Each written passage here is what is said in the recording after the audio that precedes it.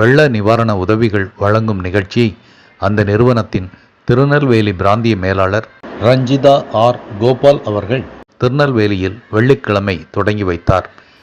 நெல்லை, தூத்துக்குடி மாவட்டங்களில் மிகவும் பாதிக்கப்பட்ட பகுதிகளில் சுமார் 15 லட்சம் ரூபாய் மதிப்பிலான 2000 நிவாரணப் பைகள் வழங்கும் நிகழ்ச்சி தாமிரபரணி கரையோரம் அமைந்துள்ள மணிமுத்தீஸ்வரம் பகுதியில் தொடங்கி வைக்கப்பட்டது. இந்த நிகழ்ச்சியில் பாரத் பெட்ரோலியம் நிறுவனத்தின் நெல்லை டெப்போ மேனேஜர் சிம்மாச்சலம், நெல்லை பிராந்திய ஒருங்கிணைப்பாளர் வெங்கடேசன் உள்ளிட்டோரும் கலந்து கொண்டனர்.